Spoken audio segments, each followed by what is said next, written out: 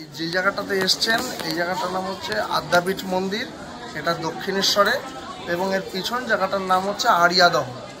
এই দক্ষিণেশ্বর যে কথাটা এসছে সেটা হচ্ছে দক্ষিণের ঈশ্বর। বাণ রাজার স্ত্রীর নাম ছিলেন দক্ষিণা দেবী, সেই দক্ষিণা দেবীর যে ঈশ্বর সেই ঈশ্বর হচ্ছে দক্ষিণেশ্বর। এখানে এই দক্ষিণেশ্বরও কিন্তু শিবের নাম, অর্থাৎ এই যে দক্ষিণেশ্বর যে আমরা মন্দির দেখি ওই মন্দিরটা হচ্ছে মা ভবতারিণীর মন্দির, সেই মন্দিরটা দক্ষিণেশ্বরে অবস্থিত।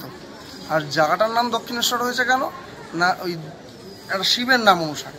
ওই যে শিব ছিলেন বাণ রাজার স্ত্রী দক্ষিণা দেবী, সেই দক্ষিণা দেবীর স্ত্রী হচ্ছে দক্ষিণেশ্বর, সেই দক্ষিণেশ্বর শিব অবস্থিত বলে জায়গাটার নাম হচ্ছে দক্ষিণেশ্বর। যেমন তারকেশ্বর শিবের নাম অনুসারে জায়গাটার নাম হচ্ছে তারকেশ্বর।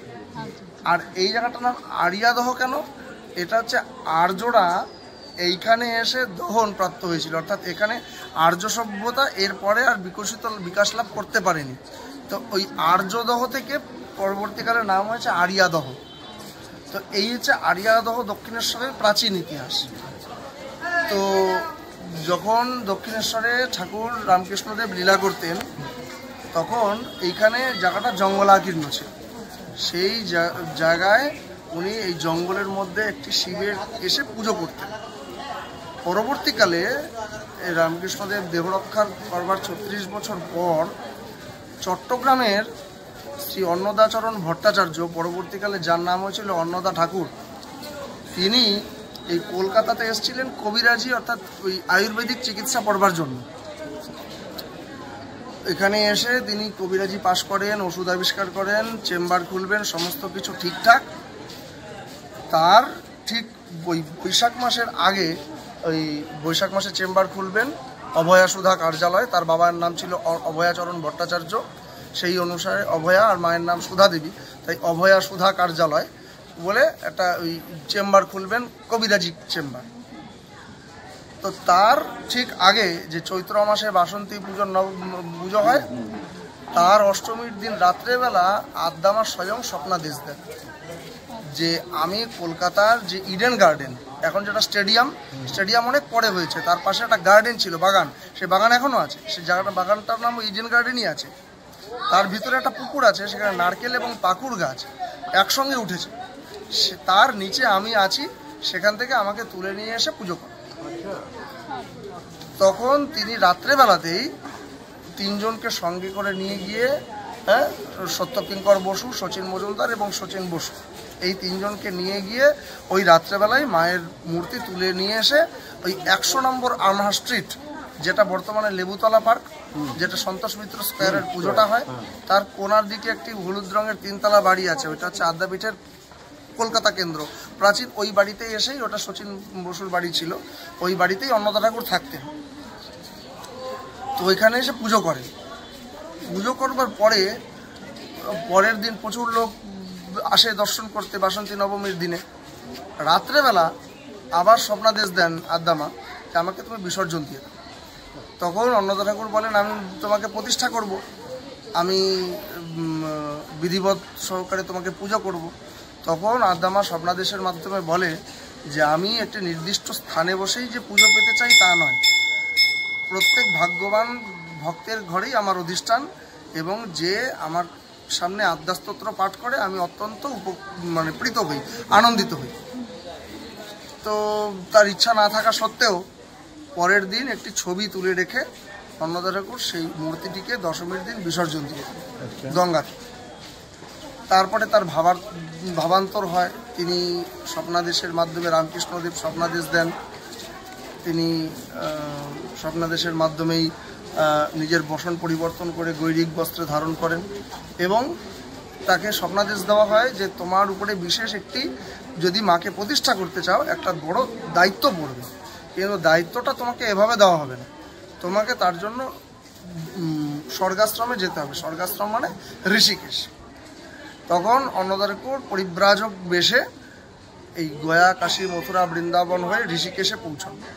যখন বৃন্দাবনে গিয়েছিলেন তখন অত্যন্ত তৃষ্ণায় তাকে রাধাকৃষ্ণ স্বয়ং দর্শন দিয়ে কুয়ো থেকে জল তুলে খাইয়েছিলেন, তিনি রাধাকৃষ্ণের দর্শনও পেয়েছিলেন। তারপরে যখন ঋষিকেশে তিনি ঋষিকেশে পৌঁছানোর দিন পরে ঝুলন পূর্ণিমার দিন রাত্রেবেলা রামকৃষ্ণদেব আবার স্বপ্নাদেশ দেন। স্বপ্নাদেশ দিয়ে বলেন, অন্নদাতা তোমার মুক্তি হয়ে গেছে, তুমি আমার সঙ্গে চলো। এবার অন্নদা ঠাকুর রামকৃষ্ণদেবের সঙ্গে রওনা হতে যাচ্ছেন, এমন সময় পিছন ফিরে দেখেন প্রচুর মানুষ আমাদেরকেও নিয়ে যাও, আমাদেরকেও নিয়ে যাও এরকম করে চিৎকার করছে। তখন অন্নদা ঠাকুর বলছেন যে এদেরকে নিয়ে যাওয়া যায় না? তখন বলছে না, এদের কর্মফল এখনো শেষ হয়নি।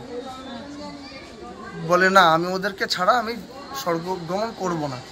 বলে তাহলে তাদেরকেও তো যদি তোমাকে নিয়ে যেতে হয়, তাহলে তোমাকে এই বাংলায় একটা মন্দির প্রতিষ্ঠা করতে হবে, যেখানে মা আছেন, মাকে দর্শন করা যায়। আমি যেমন তোমাকে কথা বলছি, এরকম মায়ের দর্শন করা যায়, মায়ের সাথে কথা বলা যায়, এরকম ভাব মানুষের মনে জাগবে। তখন তিনি এরকম স্বপ্নের মাধ্যমেই তিনটে মন্দির দেখান। এই তিনটে মন্দিরের মধ্যে দ্বিতীয় মন্দির ছিল এটা। তখন প্রথম যে মন্দিরটা ছিল তখন বললেন যে এটি আমার পক্ষে সম্ভব নয়। তখন দ্বিতীয় মন্দিরটি দেখানোর পরে এটি আমার দ্বারা সম্ভব সাধ্য। তখন অন্নদা ঠাকুর বলেন যে রামকৃষ্ণদেব স্বপ্নাদেশের মাধ্যমে বলেন যে তোমাকে এই যে বৃহৎ কর্মযজ্ঞের দায়িত্ব দেওয়া হচ্ছে, যে তুমি একাই যে এটা করবে তা নয়, আমার পূর্বজন্মের মানে অর্থাৎ রামকৃষ্ণদেবের যে জন্ম ছিল, সেই জন্মের মোট 12 জন ভক্ত 124টি শরীর পরিচালনা করে তোমার এই মায়ের কাজে আত্ম উৎসর্গ করবে। অর্থাৎ এই পরবর্তীকালে আমরা যখন দেখি যে অন্নদা ঠাকুরের সঙ্গে যেই সব পার্শ্বদরা ছিলেন, অর্থাৎ জ্ঞান ভাই, তারপরে হেমন্ত ভাই, সিদ্ধেশ্বর ভাই, এনারা যারা এসেছিলেন, তারাও এই মায়ের কাজেই আত্ম উৎসর্গ করেছিলেন আর কি। তো তিনি তারপরে এই বাংলায় ফিরে আসেন। বাংলায় ফিরে আসার পরে এই 1 বছর মন্ত্রের পুরস্চরণ করেন এই গঙ্গার তীরে মন্ত্রের পুরস্চরণ করবার পরে এই দক্ষিণেশ্বরে মায়ের প্রথম ভিত্তিপ্রস্তর স্থাপন করেন। যখন তার যে অত বছরের যে জটা ছিল, সেই জটা কেটে এই মায়ের ভিত্তিপ্রস্তর স্থাপন করেন।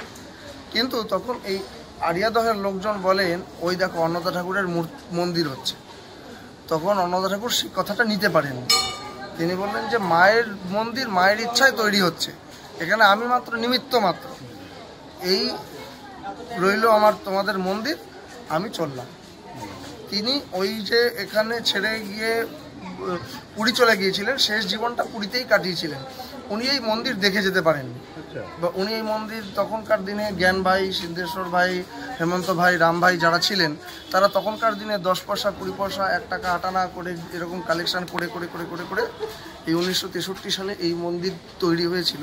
কিন্তু আদেশ ছিল 12 বছরের মধ্যে এই মন্দির প্রতিষ্ঠা করতে হবে, না হলে এই মন্দিরে কেউ প্রবেশ করতে পারবে না। আর অন্নদা ঠাকুর তখন জিজ্ঞাসা করেন যে এই মন্দিরে কি কেউই প্রবেশ করতে পারবে না? সাধু সন্ন্যাসী, তখন রামকৃষ্ণদেব বলেন যে কাদের তুমি সাধু সন্ন্যাসী বলছো? এই চিমটেধারী, ভস্যধারী, এরাই সাধু? ঠিক জানো যে সঠিক সাধু এই গৃহের ভিতরে পাওয়া যায়। তখন তিনি এই মন্দির যখন প্রতিষ্ঠা হয় পরবর্তীকালে, ওই জন্য এই মন্দির দিনে 3 বার মাত্র খোলে, ভোর 4টে, বেলা 10:30, সন্ধ্যা 7টায়। সারাদিন মন্দির বন্ধ থাকে, আধা ঘন্টার জন্য খোলা হয়। আর এই 10 ফুট দূর থেকে রেলিং দেওয়া আছে, এই রেলিংয়ের ভিতর থেকে কেউ স্পর্শ করতে পারে না। এই মন্দিরে নির্দিষ্ট কিছু ব্যক্তির দায়িত্ব থাকে, ওই তারা যান, মায়ের পুজো পাঠ সেবা আরতি করেন, আবার মন্দির বন্ধ হয়ে যায়। তারপরে এই মন্দিরের তত্ত্বাবধানে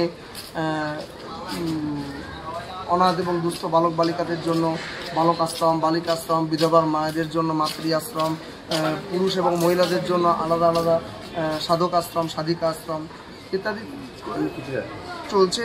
এবং এখানে একটা ক্লাস 1-এ যদি কেউ প্রবেশ করে, এক জুনিয়র ইঞ্জিনিয়ার হয়ে বেরোতে পারবে। ছেলেদের মেয়েদের জন্য 2টো আলাদা আলাদা প্রাইমারি স্কুল, 2টো হাই স্কুল, ছেলেদের মেয়েদের জন্য আলাদা B Ed college, polytechnic college, primary teachers training institute, B Ed college, সমস্ত কিছুই এই একই ক্যাম্পাসের ভিতরে রয়েছে। তো এখানে এই মায়ের এবং প্রকট দর্শন হয়।